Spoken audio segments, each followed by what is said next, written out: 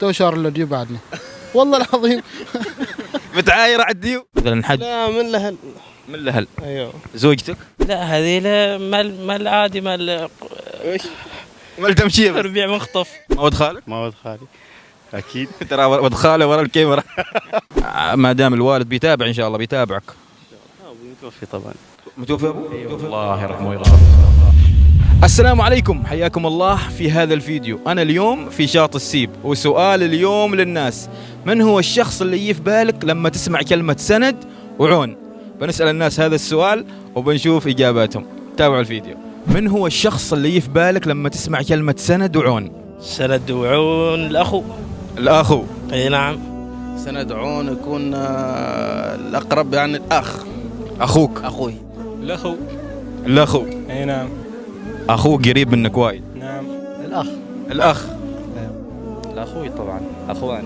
أخوك. ايوه. في شخص موجود من؟ يعني اقول اسمه؟ لا يعني هو وش يعني مثلا أخوك، أبوك، أمك، مثلا حد لا من الاهل. من الأهل. ايوه. الأخ. الأخو. أي نعم. ما شاء الله اليوم الإجابات كلها الأخ. أخوي. أخوك يزعر بياك؟ لا أنا ما أعرف، أنا هو بعد أخوي ترى. أخوك هو؟ ها. أخوانا أيوه. يعني هو؟ ها. الاخ.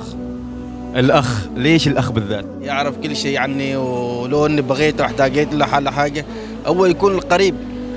صحيح. يعني بدل على خبر الغريب وبعدين بيشيع عنك كلام أو يفضحك ولا شيء، بس أخوك له سندك وظهرك. الأخ إذا ما متواجد الأب طبعا الأخ يكون. إذا ما متواجد الأب الأخ. أي نعم.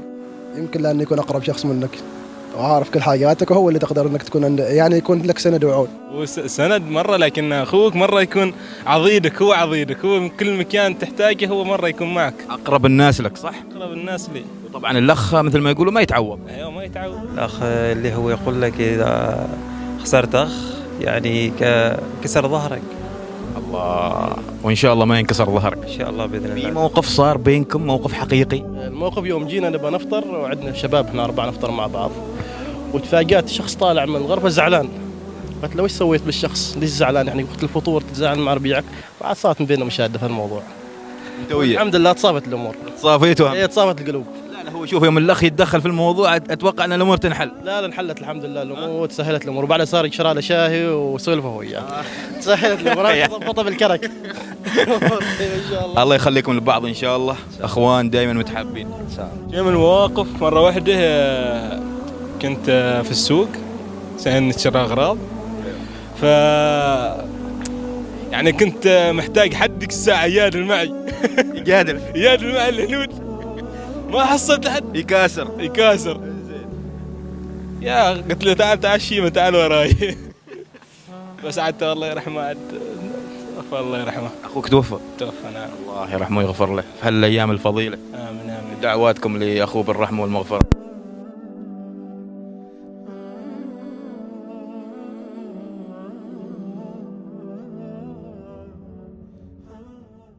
من هو الشخص اللي يجي في بالك لما تسمع كلمة سند وعون؟ أكيد ما ولد خالك. اكيد. ما ولد خالك؟ ما ولد خالي اكيد. ترى ولد خاله ورا الكاميرا. زين، من الشخص؟ الاخو. أخوك. اي والله. سندك. سندي. إذا احتجت تروح له.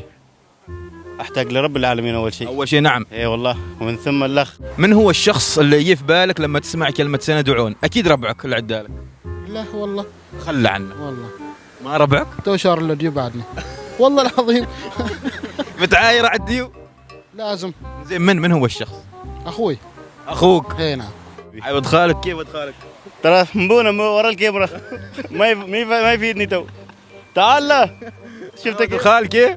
ما اجود لخال ابوي، حتى ما يبي يتكلم. ما يبي يكون لا عون لا سند. يعطيكم العافيه. حبيبي. حبيبي والله. يعني موقف احتجت له يوم من الأيام وقال لك تم محاضر. واجد. هو يفهمني، يا مرسل له حب يعني باغي فلوس، يا مرسل له حو يعني ما باغي شيء. هو فاهمني عاد. كيف مرتين؟ حب، كلمة حب يعني؟ ايوه كلمة حب يعرفني باغي فلوس. زين، وش الثاني؟ يا مرسل له حو يعرفني باغي شيء يعني من غير الفلوس. تحول عليه الكلمات. هذه شفرات بينك وبينه. اكيد بالفعل. الله عليك. يعرفني متى احتاجه. السلام عليك. يعني اكثر شيء توصل له حب اكثر عن حو. والربع ما شحلهم حب؟ واجد، هذا اكثر واحد. والدي الكبير. ولدك الكبير. أيه. مع ما شاء الله. اول شيء الله يحفظه احمد. امين. نعم. زين، في موقف صار بينكم؟ دائما سباق، دائما سباق لكل شيء طيب. يعني تطلب منه شيء تلقاه مره جاهز. والاحترام والتقدير بتناهي. زين احمد، ان شاء الله بيشوف الفيديو، نبغاك تقول له كلمه حلوه في هذا الشهر الفضيل. يا احمد يديك العافيه ويطول في عمرك ويبارك فيك وفي اولادك ان شاء الله.